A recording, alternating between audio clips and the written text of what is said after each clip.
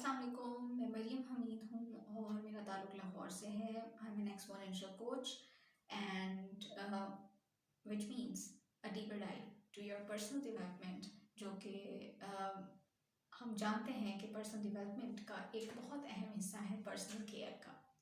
और personal care में जब बात आ जाती है तो उसमें हम स्किन केयर का भी दूसरी तरफ फिटनेस की अवेयरनेस की तरफ भी हम बहुत इन्फोर्समेंट करते हैं। ऐसा क्यों है और क्यों ज़रूरी है फिटनेस?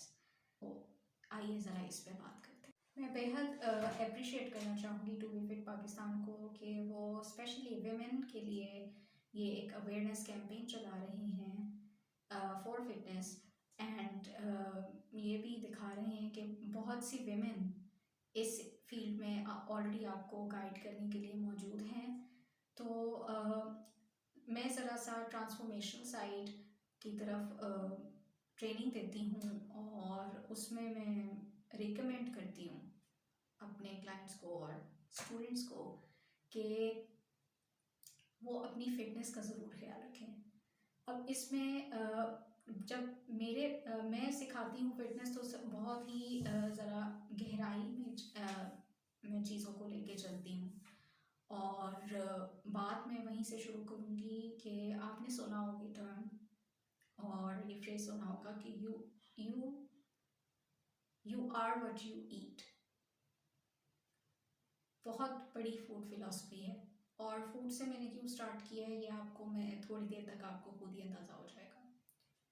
जो आप खाते हैं वही आप बनते हैं, इसलिए बहुत सी चीज़ें इस्लाम में खाने से हराम है, जैसे कि पिग और बहुत सी कई चीज़ें, क्योंकि उनकी खसलत कहीं हम इंसानों में ना आ जाए। सिर्फ इसी वजह से बहुत सी चीज़ें हराम हैं।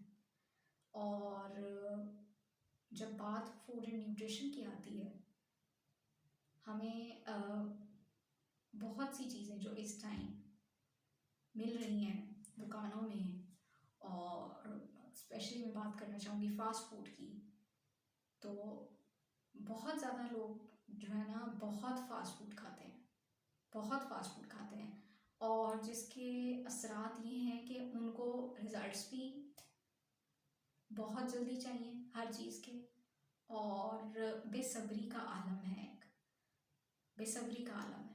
और ये इसमें मैं कहूँगी कि 100% ये चीज़ अप्लाई होती है क्योंकि वो फ़ास्ट फूड कंजम्पशन बहुत ज़्यादा कर रहे हैं, और जो कि एक तो उनकी सोल के लिए, because basically it's connected, your food is connected to your soul, आपकी पर्सनैलिटी के साथ, और प्लस आपकी बॉडी के साथ भी, एक्सक्यूज़ मी, आपकी बॉडी के साथ भी कनेक्टेड है। तो वेट गेन, बहुत से लोग वेट गेन इसी वजह से कर रहे हैं क्योंकि वो फास्ट फूड की तरफ चले जाते हैं। तो इसलिए मैंने फूड एंड न्यूट्रिशन के साइड से ही स्टार्ट किया है, क्योंकि बहुत से लोग कंप्लेन करते हैं कि हम एक्सरसाइज करते हैं, हम वर्कआउट करते हैं, वी डू एवरीथिंग, बट हमारा वेट लॉस नहीं हो रहा। मैंने डाइटिंग करके देख ली एंड डाइटिंग से कुछ नहीं होता। द थिंग इज़, जिस तरह इस्लाम में कहा गया है कि शॉर्ट मील्स ली जाएं, खाना उतना खाओ जितनी भूख हो, भूख रख के खाओ, बस ये छोटे छोटे रूल्स हैं जो हमने अप्लाई करने हैं अपनी लाइफ में फ़िटनेस के लिए। और फिटनेस का एक और पहलू जो कि वर्कआउट का पहलू है वो भी बहुत ज़रूरी है, क्योंकि इस्लाम में भी वर्जिश को, काम करने को, हिले जुलने को, चहलकदमी को बहुत तरजीह दी गई है। तो वो क्यों दी गई है? ताकि आप अगर बैठे रहेंगे, अपनी पोजीशंस चेंज नहीं करेंगे, तो ना तो आपका स्टेट ऑफ माइंड चेंज होगा और ना ही आपकी बॉडी में चेंजेस आएंगे। तो हम कंप्लेंट्स बहुत करते हैं, बहुत कंप्लेंट्स करते हैं, लेकिन हम उस पे ना बहुत सी चीज़ों पे अमल नहीं कर रहे होते, और अमल कहाँ हमारा नहीं हो रहा होता, वो बहुत सी बेसिक्स पे नहीं हो रहा होता। तो इसलिए मैं हमेशा बात करती हूँ बेसिक्स की। तो बेसिक्स जो हैं हमारे इस्लाम में ही पढ़ी हैं फिटनेस से रिलेटेड। तो अगर लोग समझते हैं कि फ़िटनेस इम्पॉर्टेंट नहीं है लाइफ में, तो उनको चाहिए कि जाके इस्लाम को ही खोल के देख लें। इस्लाम में बहुत सी जगहों पे तरगीब दी गई है कि आपको फिट रहना चाहिए। आप नमाज को ही देख लें, नमाज एक एक्सरसाइज नहीं है क्या? और हज को देख लें, उसमें वॉक वॉक को कितनी तरजीह दी गई है। तो बहुत सी चीज़ें, बहुत सी ऑप्शंस अगर आप गौर करते हैं ना, तो आपको इस्लाम में नज़र आ जाते हैं कि आपको किस तरह की एक्सरसाइज करनी चाहिए और कौन कौन सी सबसे ज़्यादा सही रहेगी किस टाइम के लिए। तो बेसिकली हम लोग क्या करते हैं कि हम लोग योगा भी कर रहे होते हैं, सब कुछ कर रहे होते हैं, लेकिन यही बात है कि हम उसको उस लेवल पे नहीं कर रहे होते जो कि ज़रूरी होता है।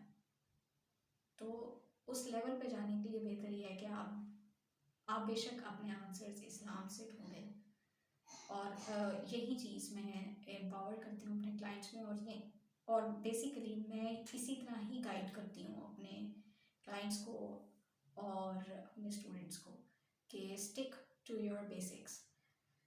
फिर बात आ जाती है माइंड की। तो mind is connected with physiology and your soul, जो कि आपकी सोल, मैं बता चुकी हूँ, आपकी सोल किससे फीड हो रही है? Your food and your body, ठीक है ना? और अगर आपका फूड इज़ प्योर और सही तरीके से आप उसको कंज्यूम कर रहे हैं, तो you will have that mental state जो कि पीसफुल होगी, जो कि एक हेल्दी मेंटल स्टेट कहलाती है।